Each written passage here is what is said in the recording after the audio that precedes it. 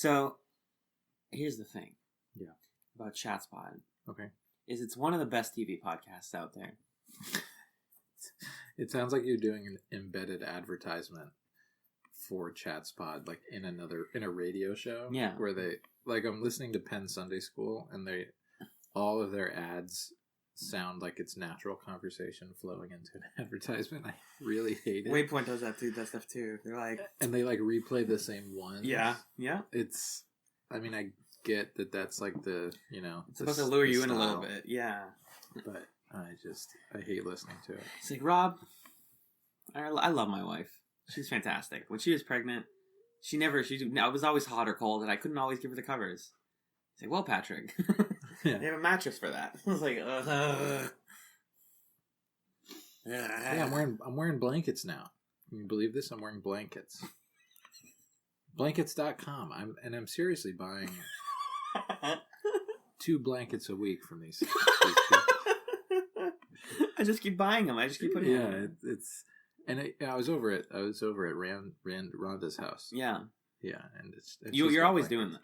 No, I'm definitely am, and she's got blankets.com up on her browser. Yeah, I just walk in. I'm like, hey, Rhonda. I'm like, okay, hey, how you doing? Hey, knock knock. I'm coming in. So blankets.com. Yeah, use the promo code. Yes, yeah, exactly. Use our promo code CHATZ CHATZ. And so it begins. There is a hole in your mind. What do you want? No one here is exactly what he appears. Nothing's the same anymore. Commander Sinclair is being reassigned. Why don't you eliminate the entire non-homo? I see a great hand reaching out of the stars. Who are President Clark has signed a decree today declaring These martial orders law. have forced us to declare independence. That's why people get off their encounter-suited butts and do something. You are the one who watched to Zahadu who will die. Why are you here? Do you have anything worth living for? Think of my beautiful city. Giants in the playground. Get the hell out of our galaxy! We are here to place President Clark under arrest.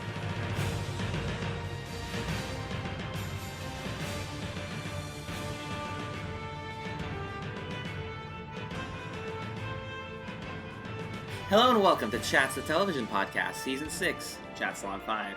My name is Alan, and I'm joined by the maintenance worker to my maintenance worker, who shall go unnamed. It's this guy. Hey yo, you gotta flog inside of your blog.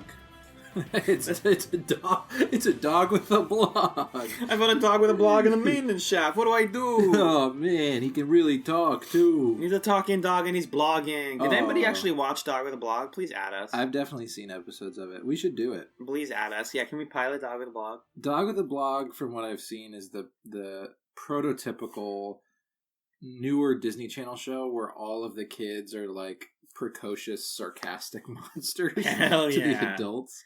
I love it. And all Just the adults like, are just sad. Whatever, Dad. Or like, you're dumb. I don't know. Wow. They're smarter than that, but it's that style of talking that is just insufferable. Yeah, the Disney Channel, like playing it up way too high kind of thing. Yeah, and it like creates that, like right. Kids don't just naturally talk that way; they learn that. Of course, other kids or from kids on TV. I wonder if kids are becoming more loud and obnoxious because of stuff like that. I don't know, man. Did we become old when we weren't looking? Is this what it's like? I was just talking about that recently with someone. They were like, when was the moment that you realized you might be old? For them, it was the Area 51 raid that just happened.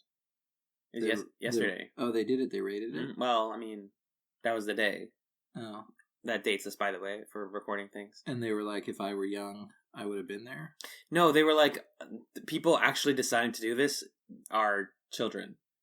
Like, no one with, like, an adult mind would think to actually, like, go to Area 51 and, like, do this all for the sake of a meme. Like, that's not...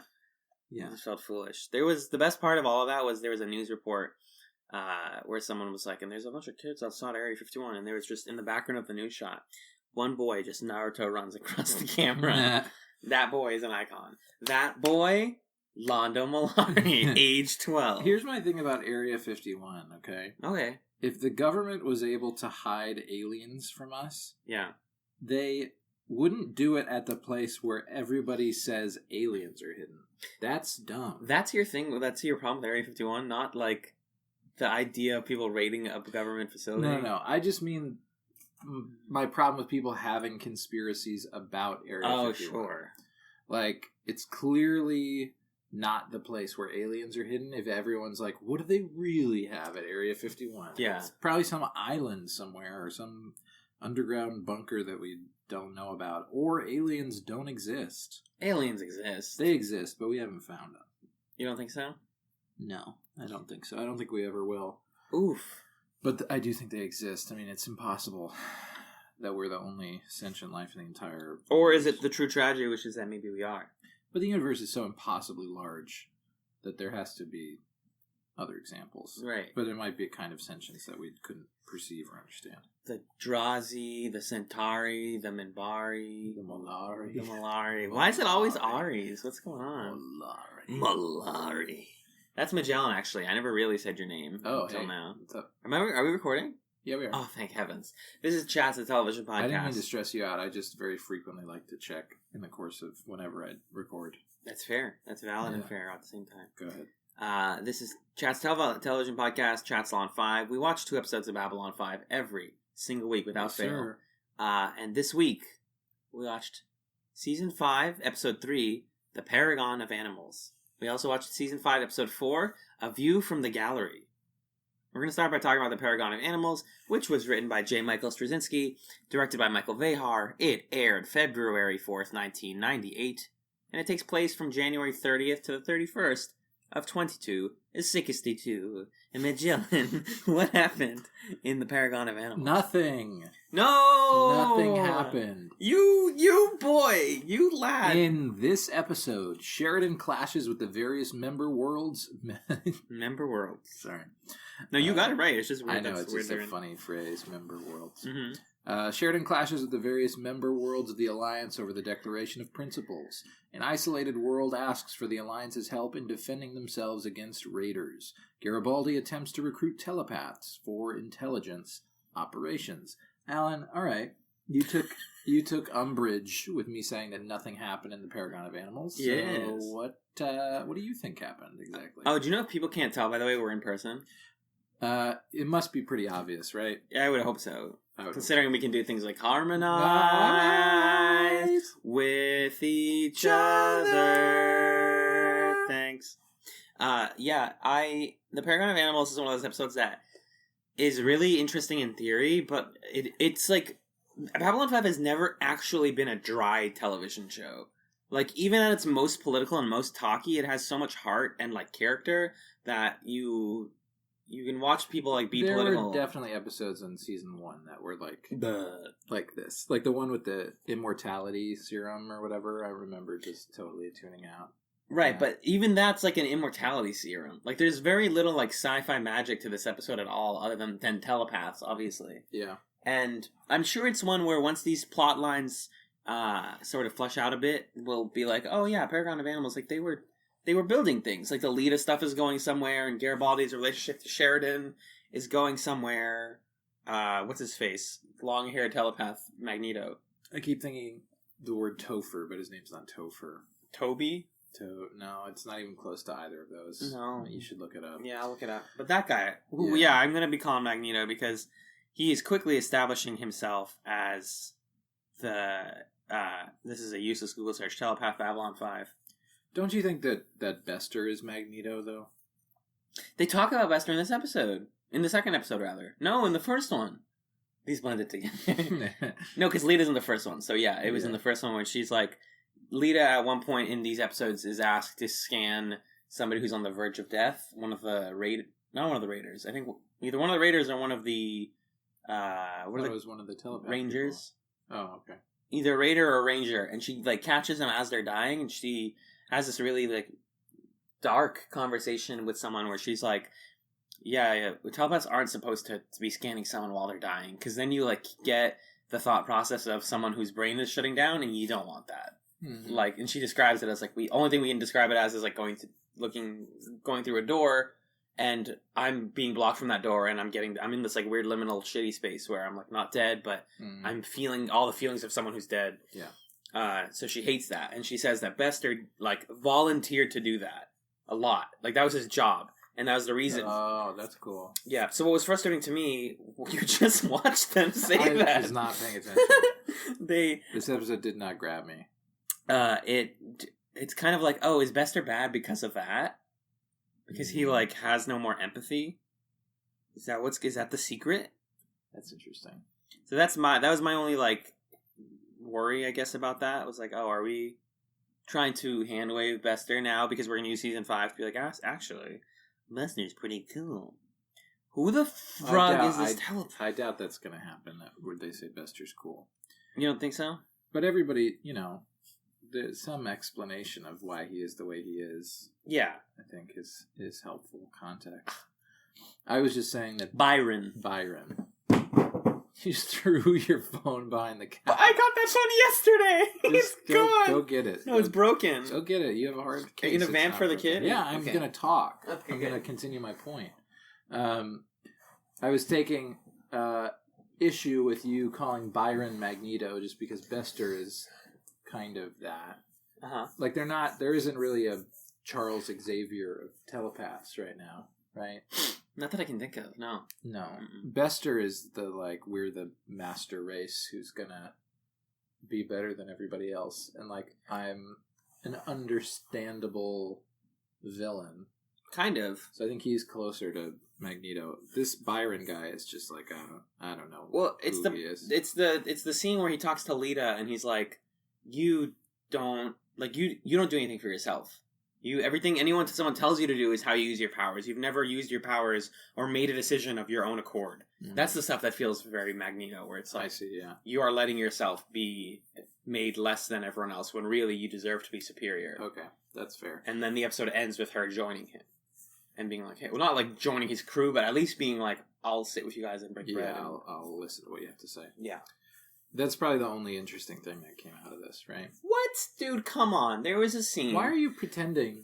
I'm playing. Why are you fighting for this episode? I'm being a character. Okay, alright. There's the scene, is the good Londo and Jakar stuff, that's the second episode. Yeah, there's none of that in here. Can you scroll through my notes, please, and tell me if I found anything you barely nasty? had notes. You had 10 notes. You usually have such great notes. Garibaldi and Sheridan are pals. Slightly to the right of Attila the Hun. Oh, Garibaldi and Sheridan are great. They're on fire this episode. Crackling energy. They are really all they were cracked up to be since minute 1 that they met.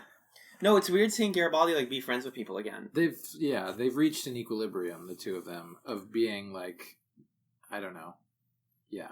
Well, they respect each other, but being hard-nosed military boys together, that seems. But they disagree on policy and stuff. Yeah, Garibaldi's hire the telepaths. Bring them in. They'll be so useful. Yeah.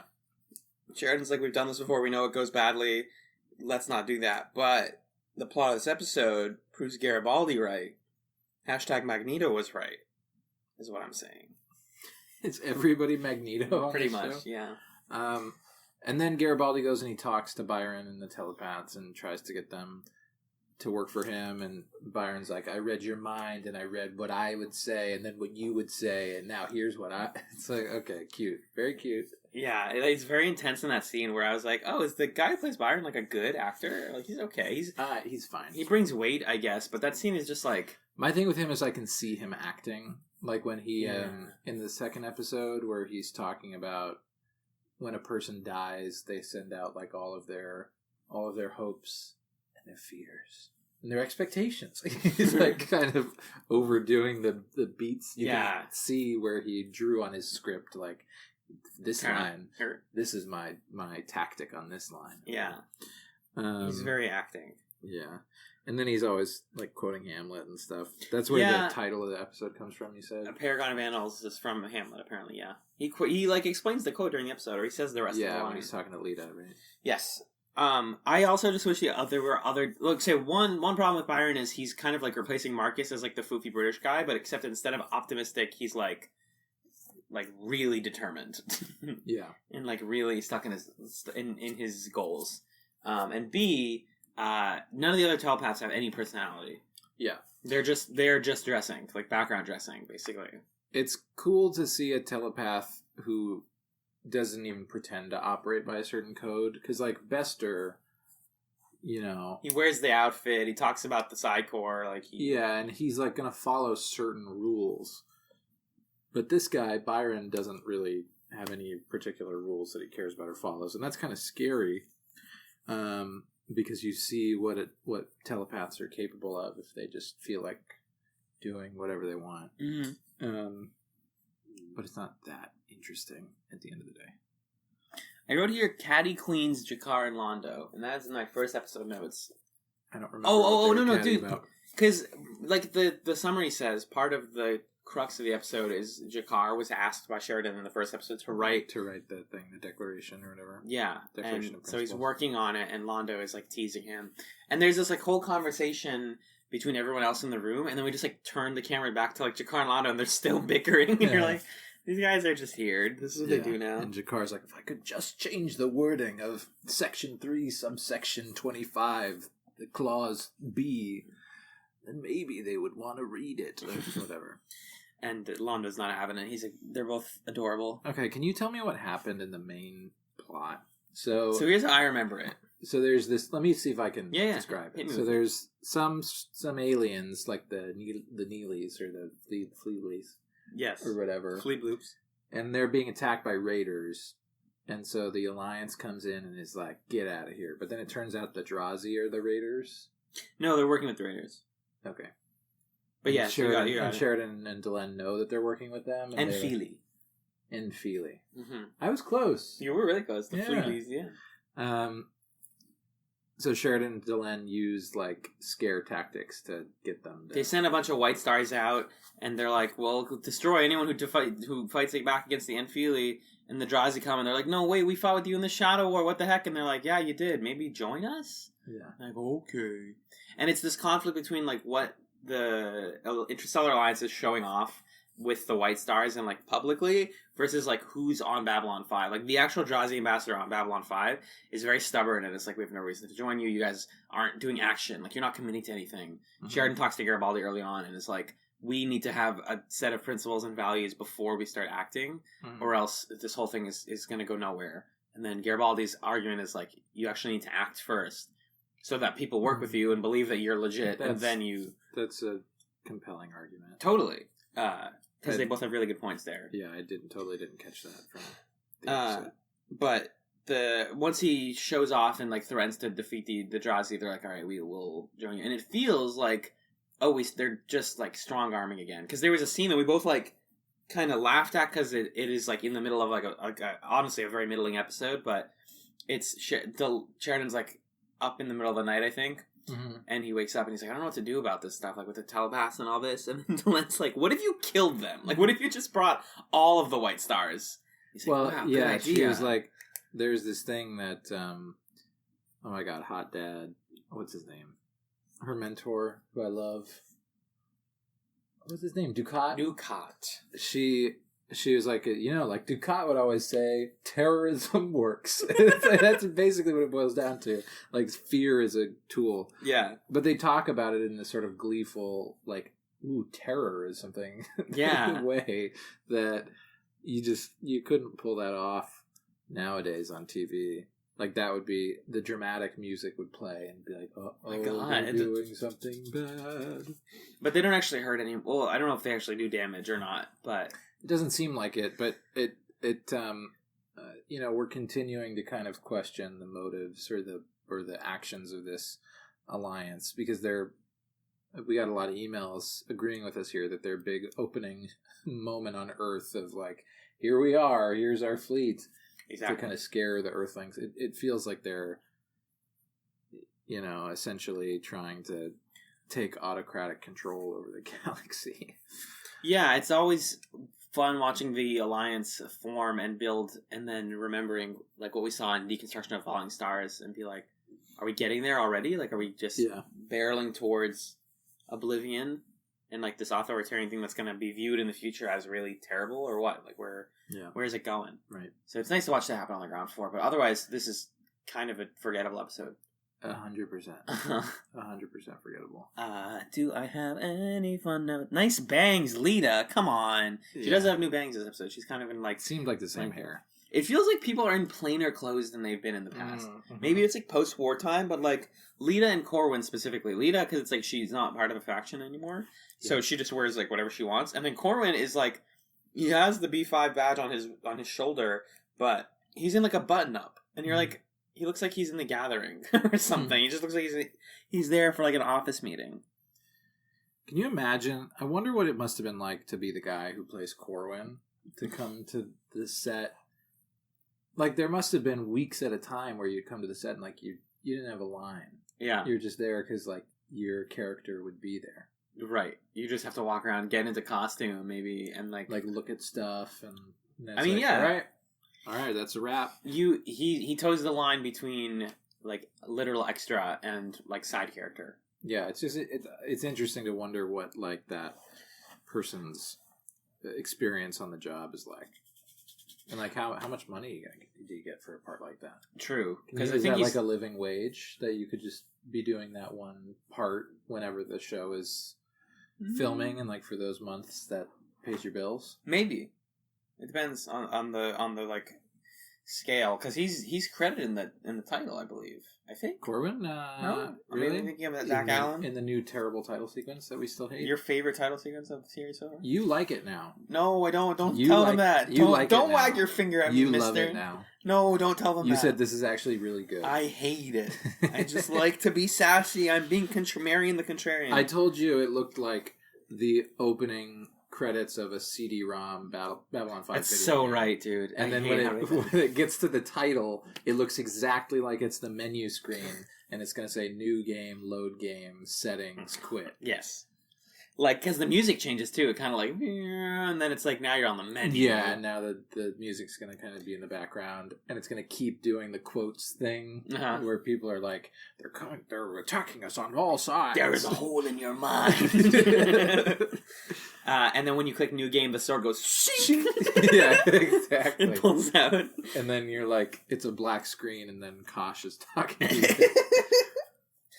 This is... Why don't they just make this? If you go to Zahadum, you will die. And then the screen, it's opening the eyes of the main character. You're looking at it in first person, and you're like on the ground in Zahadum or something. Zoom, zoom. And it's like, gunshots above you. Yeah, and then your eyes close again, and then it's like, John Sheridan, wake up. Or and that's Lorian, but it's like a terrible 3D model of Lorian. It looks so bad. And he's like, I'm not doing... He like stands up, he's practically T-posed at you. He's like, John Sheridan, you are awake. And your options are like, who are you? Where am I? What is this? Or ... Yeah, or like, screw you, I'm out of here. Yeah. That's the mean version. Why do none of the shows we watch have good video game adaptations? You know how much I would love to play something like that? We really should have played the Farscape game. It looked so bad! Yeah, it looked awful. Oh, you're right, we should Are there Babylon 5 video games? You want to do some Googling for me? I'm going to do some Googling for you. You do some Googling for me and I'll read some emails. How about that? Okay, great. There's nothing else to talk about in this episode? No! Yeah, I don't think so. Not that we can think of. If this is one of those episodes that either someone is like, it's actually my favorite episode. Valid. Love to hear from you. Not valid. No, valid. Wrong. You're allowed to have an opinion. I'll destroy you. You're not allowed to have bad opinions. Most people do. All right, you're right. What's this? There's a game called Into the Fire. Okay. It was an unreleased space simulator computer game. game. Oh my god. Unreleased. A B5 space sim would have been sick as heck. It was intended for late spring 2000. I would imagine, what's that Steam game that people really like that has all of the custom space people in it? The game would have allowed players to go through all the major wars of the B5 universe. Oh my god. The Dilgar War. Yes, the Dilgar. Of course. The Earth Minbari War, the Shadow War, and the Earth Civil War, with a chance of affecting the outcomes and dealing with the temporal stresses caused by that. Work on this game ended on September 21st, 1999, when, as part of a corporate reorganization, Sierra canceled it and laid off its development staff when the game was only a few months away from release. No. This game was to have cast the player as the pilot of a Star Fury fighter craft, giving the player an opportunity to move up through the ranks and eventually take command of capital ships and even fleets. Sure. Christopher Frank composed and recorded new music for the game, and live-action footage was filmed with the primary actors from the series. Oh, whoa. My God. Some of Frank's music for the game was included on a separate disc that came with the official guide to Babylon 5 CD-ROM. Also published by Sierra. Well, let's take a look at this official guide. It's just like a trivia thing. I want the comprehensive interactive CD-ROM tour of Babylon 5 released in 1997. Okay, yeah, it's like photos and video clips and clips. Didn't we find like the old Babylon 5 website, or someone linked it to us? I think so. I don't remember. I still think the best. You saw the thing that someone sent to us on Twitter, right? Of the DVD menus. Yes. Where they like warp to each other's faces, really, really good. Yeah. I think about that a lot. It's probably my favorite piece of Babylon 5 extra media. Yeah. Oh, I didn't actually watch this. Yeah, this isn't on all the menus. Oh no, that's bad. It's great. Oh my goodness. Yeah. Thank you to Ryan for sending us that. So no, in terms of emails though, we got one from Nick. Okay. Here's what it says. Hey guys. Hi. I want to write to defend the intro to season 5. Okay. Give it a shot. I don't know if I'm ready to ride with you on this, Nick. But he says, while I didn't like it as much at the beginning compared to other seasons, I've learned to really like it. Okay. It's a triumph song for a show that made it when so many said that it wouldn't. My nostalgia for the great moments highlighted maybe help it along a little bit. That's fair. If you lived with this show for a while, this still definitely hits a little bit harder. Just being like a montage, oh my god, that part. Yeah, I guess if you watched it while it was airing, and each year of the show was a year of your life, that's something. But it just doesn't function as something that tells people the themes of the show or just what they need to know to watch it. Yeah, that's what he says. He says, I won't say you're wrong that a new viewer of the show on TNT would be very WTF. Why is there a hole in my mind? Hello. Right. Yeah, it's just a very silly intro. And then he also says, here's a really cool cover of the intro on YouTube. I know Freak Chats benefited greatly from the seemingly unlimited covers of Bad Reputation to sample, but I guess for B5 you'll have to settle for just this one. I want to tell people something. Okay. When I was compiling covers of Bad Reputation, by the end I was running out. I scoured beyond YouTube, because you think I'll just go on YouTube and I'll find all of them, and it was I found 4, and we had 13 episodes of the show, and I'm like, ooh. You found a different one for each episode? Yes, yeah. I mean, they were all really good. I'm really into all the ones that I found, but it was why aren't there more? You'd think there would be 1,000 of them. Yeah. Or maybe they're on someone's Tumblr account. They never posted it to YouTube. Mm-hmm. That's also entirely possible. Yeah, we should have recorded a cover. I don't give a damn about your bad reputation. New generation. And I'm gonna do what I wanna do, and that's what I'm gonna do.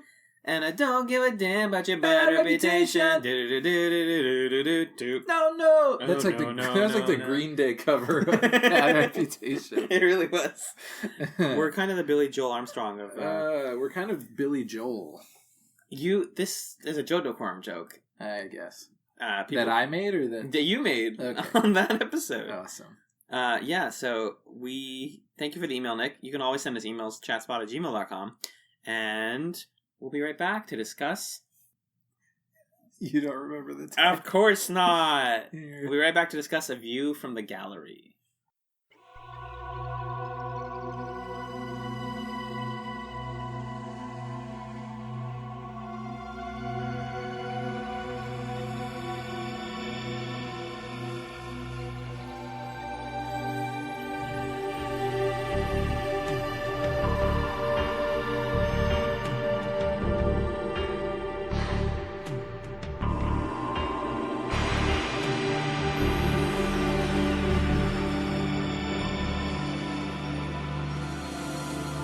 Welcome back to Chatzylon 5.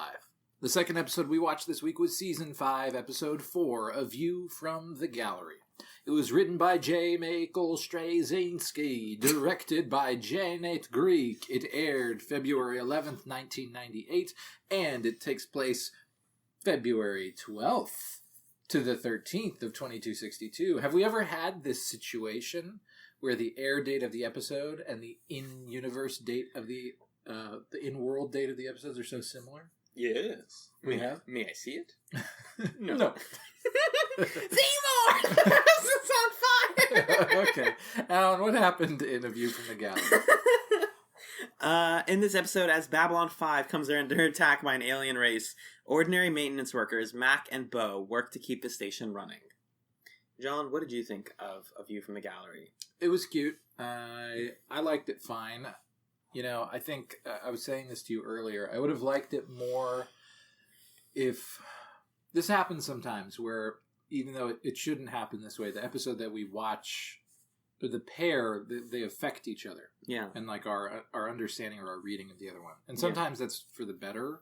Like those two episodes can enhance each other that maybe weren't meant to be viewed back to back. Yeah. But in this case, I think A View from the Gallery really works best as a kind of like palate cleansing episode after one that's like deep main character work, or like you just finished a huge arc or something like that. Yeah. Because you're following these completely, you know, throwaway kind of silly, like heartwarming dudes. But when you do this right after an episode that was just a fart in the wind, it was just nothing, then it makes this less fun in terms of the shape of the season. So I had fun watching it, but not as much as maybe I would have if it just contextually was somewhere else in the show. Yeah, it's so this is a Rosencrantz and Guildenstern are dead storyline. What are our favorite examples of that? I think we talked about this, but Lion King 1.5. Absolutely, Timon and Pumbaa in general. Rosencrantz and Guildenstern being the side story to Hamlet, right?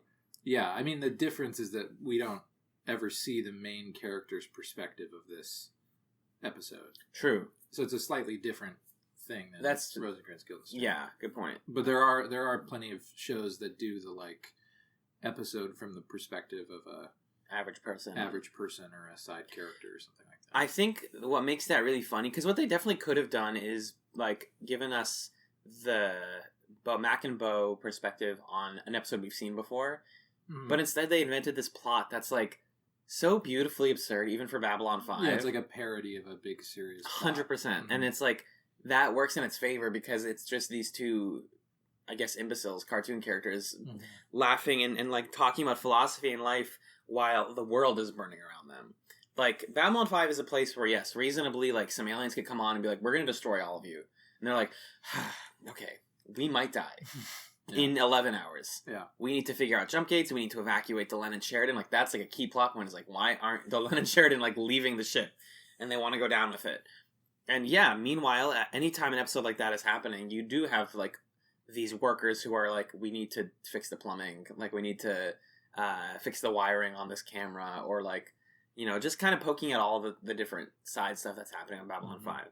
And it really does work on the strength of the two performances of Mac and Bo, because they're both really, they're different enough. They're not just like two clowns, and it's not just like one series that one's a clown. Like, they're both kind of like, they're both like normal guys. Yeah, very normal and very, very human, you know. So there's a lot of just like them poking fun at the weirdness of Babylon 5. Like, I think the first good gag of the episode comes from when Bo is asking Mac, like, what are you doing? And he's like sweeping with like a sci-fi vacuum or something. And Mac is like, I'm sweeping, like I'm cleaning. He's like, what does the thing do? What are you doing with that? Like, what does it do to the floor? Like, you're not cleaning dust. And he's like, wait.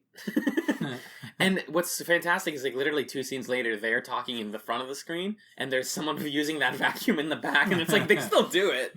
It's good shorthand for someone cleaning, but yeah, they're not doing anything. He's like, does it bend the metal? Like, what is it doing? Nothing.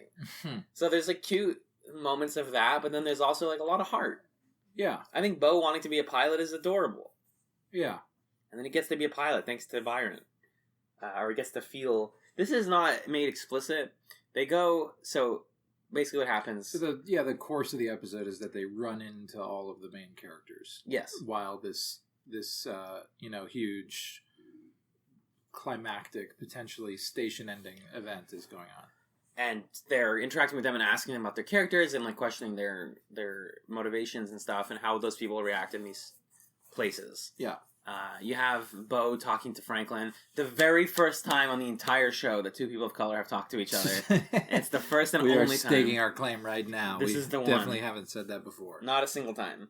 So you have Bo and Franklin, and he's like, why are you helping people if they're all going to die? He's like, yeah, well, people helped my dad, and, he's alive, and I'm alive because of that, and, sometimes someone has to try. I don't know, sometimes I don't know why I do it, and that's really, like, a good examination of Franklin, coming from just some random maintenance worker being like, why are you doing this? Just people questioning him. Yeah.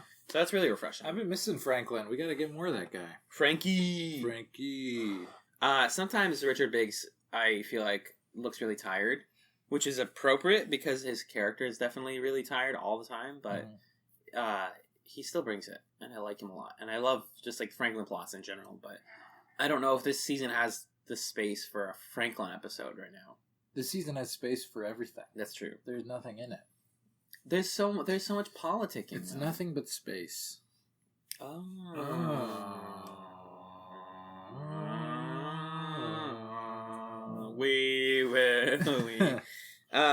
Can you pull up a summary actually of the episode just so I can see some other scenes that happen? I remember some other scenes. Yeah, hit me with some scenes. Well, okay, so we can just think through like the characters that they run across. I don't remember the exact order, but they get caught up in there's like, damage happening to the ship.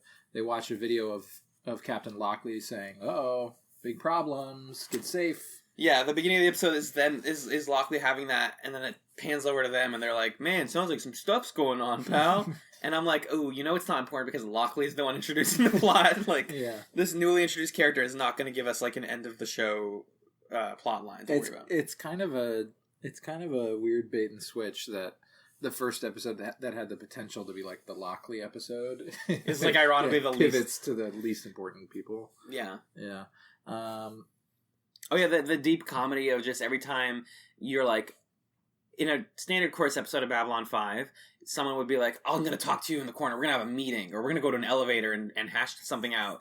And then you cut to that. Obviously, that's how TV works. Yeah. And this show's like, "Garibaldi, meet me in the elevator." And it's like, no, we're not going there. We're pretending right. And we have these two guys eating sandwiches and talking about Spoo.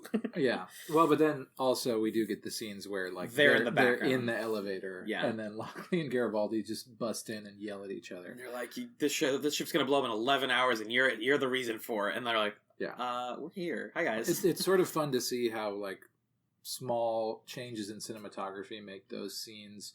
The scene where Lockley and Garibaldi are yelling at each other, normally that'd probably be shot in like over the shoulder shots, and it'd be shot pretty close. Yeah. And it would feel tense. But that interaction is shot from this like wide shot from within the elevator, so that it's just funny.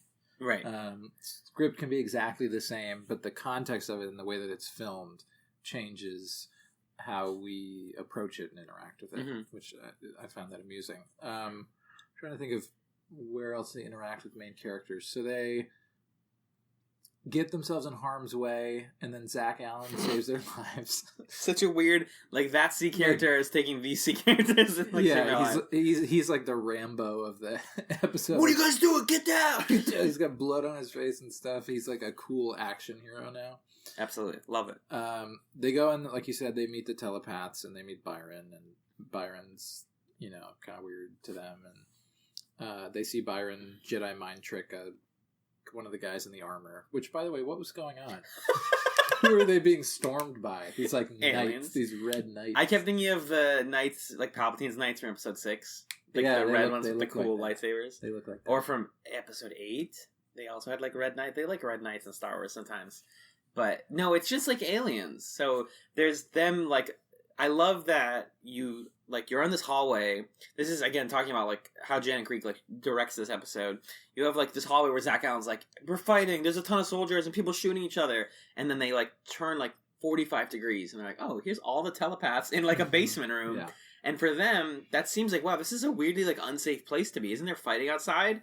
But for them, again, like, one person walks in and goes, hey, I'm gonna kill you guys. And they're like, telepath, brain, you're not going to fight us. And they're like, oh, I guess I'm not going to fight you. And then they leave. So they're totally safe, even though they're like 2 inches away from combat, which I think is great. Yeah, the fun thing about following sort of minor characters in a big climactic event like this is that it changes the level of urgency, or like what's possible, or what needs to be happening. Because if you're following John Sheridan and Babylon 5 is being attacked, you're not going to get a scene where he just kind of hangs out with the telepaths and is like, what's your deal? But these guys, they're just trying to get out of the way. Yeah. And so when they're out of the way, they can talk to Byron and try to figure out, who are you? Oh, wow, you've got cool powers. Oh, you're going to go into my mind and make me think that I'm a pilot so that I can feel my greatest dream or whatever. So yeah, I like that scene.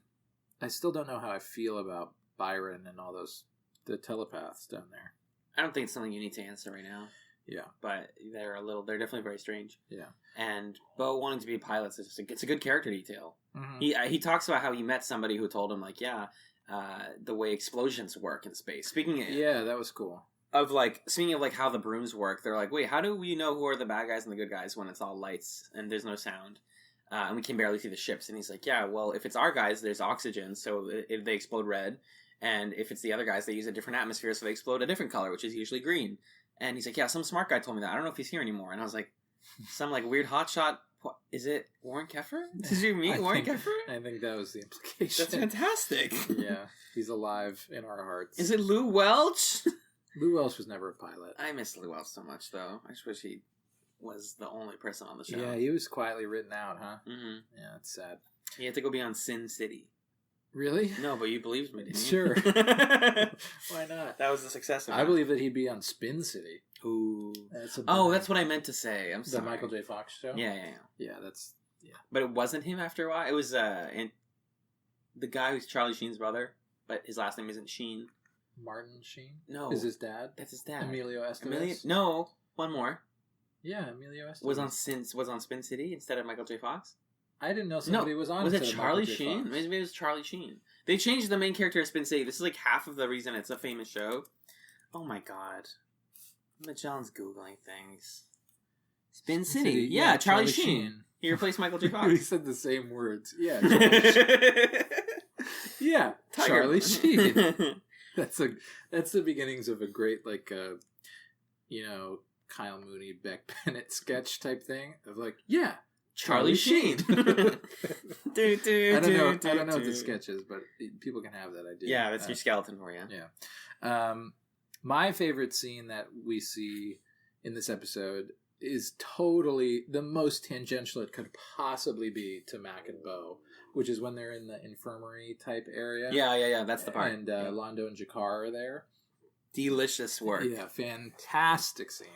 And again, this just supports what I was saying last week, that if you just gave me a montage of all of the Londo Jakar one-on-one scenes, you would give me everything that I need from the show. Because all of their conversations are they totally cut to the core of the other person's bullshit. And it's always dripping with the history between them. Yeah, it's like me talking to my parents. No one can help but bring up each other's past. It's just oh, ooh, ouchie. Yeah. Ooh, you hit me with the bone hurting juice. Londo's complaining about them being under attack, and Jakar says, well, your people bombed my people when I was a kid, so this feels like home to me. Yeah, this is a bunker is the only home I've ever known. We sang songs, we told stories. What did you do in your childhood, Londo? And he's like, well, I've been busy since I was a kid. I've had responsibilities ever since day one. And then he's like, yeah, you did you have a childhood? He's like, not really. And then they kind of back and forth at each other. And then what's the kicker line at the end? Well, Jakar has a few lines. One of them is he says something about how he escaped his bunker or his his shelter. Yeah, but Londo carries him with him. Carries his shelter with him everywhere. And then the other thing is Londo, you didn't grow up. You just grew old. Oh, yeah. Just so much brutal stuff. That's such a perfect description though. Is they can't help but body each other every time they talk. Also, that moment where Londo's like, the universe, it's always messing with me. I didn't even do anything wrong. And Jakar gives him this look of, remember when you did the genocide on my people? That was. I lost my eye, and I got tortured. Almost to death. Remember, literally 2 episodes ago when you had a near-death experience. where you accepted guilt for all of these things that you did wrong. The sins of like half of the world's problems. Yeah, that's why that's happening to you. And then they go off together to check out what's going on, and they pretend that they don't like each other, but they're deeply in love. They're deeply in love. And then Mac has the gall to be like, when do those two boyfriends get around? I'm like, no, can't do that. Yeah. It's too charming. It's too cute. So I like when Mac and Bo are just there for a Babylon 5 things happening. I don't like it when they conveniently fix the problems of the episode. Like when Mac is in the the command CNC and he like twists the button. He's like, "Oh, there was cockroaches in the gun cannon." And I'm like, "Why did someone let that happen? They almost died because of that." And he's like, "I got it. All right, save the day. The blazer got off in time." But the whole point of the episode is what they say to Delenn, or it's not the whole point, but one of the main points of why we're seeing it from their perspective is when they talk to Delenn, they're taking her to the escape pod by Sheridan's demand. Yep. And she asks them about themselves, like, who are you? And they say, oh, we're floaters, so we just kind of do what needs to get done, and we make sure that things work, like, in moments like this. And it's stupid or silly that such a small problem is happening, but part of the reason we're following them is to make the point of, like, at the end of the day, just because Sheridan says, like, let it be so, doesn't mean that that's all it takes to make something happen. There are people that we don't see who are keeping everything running. Of course. Yeah. Any, like, major group gathering or, like, situation like this, like a big station like this, it requires tireless labor from, like, hundreds of thousands of people. And, like, we're getting to see that, and that's really great. Yeah. And getting them to interact with people reminds us that, like, they kind of talk about, like, oh, they are human. They're people just like we are. They don't say we're humans, but they're people just like we are. Uh-huh. You know, it takes an average person to say, like, yeah, I'll step up and be commander of the ship. Like, sure, bring it on. And it takes other people to be like, I will be the mechanic. Like, everyone has to take a role. It's this very, like, collective sort of message of, like, yeah, we're all doing it. No one's not a part of this. Yeah. Kind of countering the narrative that Sheridan is, like, the savior of the show sort of thing, which I really like. Yeah, we don't really see him do much of anything, right? Yeah. In this episode, he's starting to come off as more, like, I guess, authoritarian or, like, upper class or something. Like, yeah. He's got, like, a tight suit on all the time now, and that plus the goatee just makes him seem like he's on another level in a bad way. I don't like him. Yeah. He feels very, like, he looks like he's getting very full of himself, but I don't really know what's going on in his head all the time. He's still kept up late at night thinking about constitutions. But, yeah, and then getting to learn about Delenn and how she's like, yeah, I want people like you to be recognized more often. It's, like, really good because, like, Delenn fights for the people. She always has. She says when talking to them, like, oh, worker caste. And they're like, yeah, pretty much. Yeah, you nailed it. Yeah, you got That's it. the closest equivalent. And then Mac, of course, can't stop but be like, she smiled at me. And then they have this, like, weird, like, as if she has, like, a magical charm where they're like, yeah, I totally see why Sheridan would, like, kill the entire universe for that smile. I'm like, whoa, did you guys, like, fall in love with Delenn in 5 seconds? It was a little much.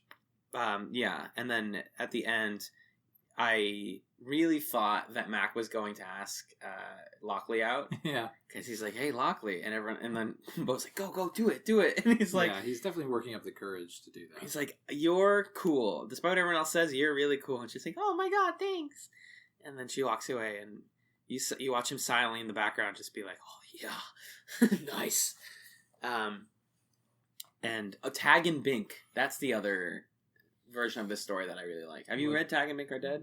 No, what's that from? It's a Star Wars comic from, like, the early 2000s, I think. Okay, sure. That's just this, where there's two dipshits on the Death Star, like, hanging out. I mean, like, they fixed everything. That's cute. Yeah.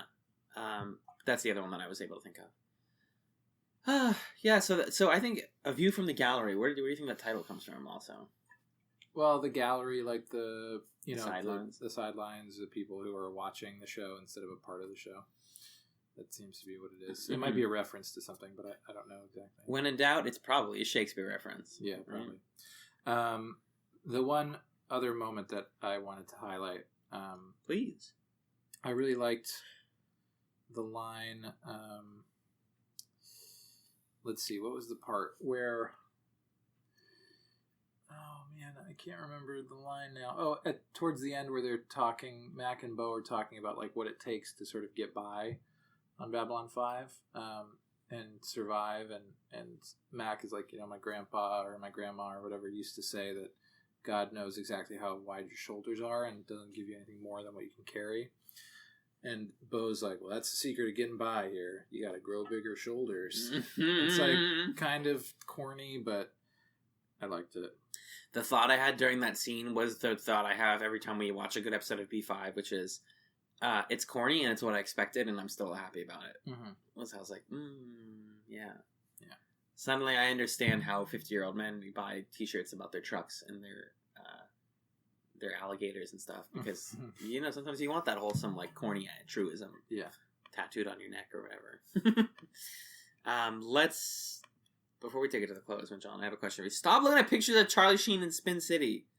Actually, hello. No, what do we got next week on Chatzylon 5, sir? I don't know. Magellan! You seem to be very good friends with whoever this blonde woman is. Yeah, she's the woman. She's playing pool. Oh my god, we're going to do a Spin City podcast because of this dumb joke. Yeah, let's do it. Yeah, you've ruined me. Let's do it. It's like 800 episodes. It's also like a sitcom, right? It's like dude. It's like a 3-camera sitcom. You're a 3-camera sitcom. Thank you so much for that compliment that you paid me. All right, I'll tell you what we're watching next week on 145 episodes. 5. Oh, by the way, I think within these... Oh, no, never mind. Spoilers? Yeah, but remember, we realized that you already knew the spoiler. Yeah, sure. So, it's actually fine. Why is she on the front of the cover? That's so dumb. Maybe she becomes important. Yeah, maybe she becomes important. Okay, so... We're going to read the episode summaries for the next 2 episodes. The summary for episode 6 has a spoiler in it that I read by accident and Alan already knew. I knew this like years ago. Yeah, I don't know why. So if you somehow are listening to our show and are watching Babylon 5 for the first time. First of all, thank you and welcome. Yeah, welcome. And also look out. Okay, here we go. So next week we're watching season 5, episodes 5 and 6. First, episode 5, Learning Curve. Delenn receives a status report from the Rangers on Minbar. That's it? Yep. Sounds... That's one of those that could really go anyway. Yeah. Mm-hmm. And then season 5, episode 6, Strange Relations. The secret of Sheridan and Lockley's past marriage is revealed. Oops! Oopsie doopsie. Yeah, so I had heard someone be like, yeah, Babylon 5, that show where the new captain was someone's ex-wife. And I was like, wait, who? What? So that's what I knew. Cool. Very cool. On face value, Sheridan being like, yeah, I'll put my ex-wife on my ship is like bananas. Yeah, it's like, what are you doing? Very incompetent. Yeah, we'll see. We shall. But I'm going to take it to the plugs, John, if you don't mind. Yeah, go for it. Enchanté. If you would like to get at us, please consider sending us an email. Chatspod@gmail.com. That's CHATZPOD@gmail.com. We're also on Twitter @Chatspod, where you can see updates about the show and about our other content. You can rate us 5 stars on iTunes, your podcast platform of choice. Recommend us to people. Trying to get the word out there. Eventually we're going to start a new show, and we want people to be on board for that. And Patreon.com/Chatspod is the hub of Chat's bonus content. So you can give us a couple bucks a month if you can spare it. And if you just give us $5 a month, you get all of our bonus content. That's Pilot Chats, which is a show where we pilot things every other week and we talk about whether or not they're good chat shows. At $3 a month, you're getting Chats Nights, where every other week we just hang out and talk about stuff. Listeners can suggest us stuff to talk about.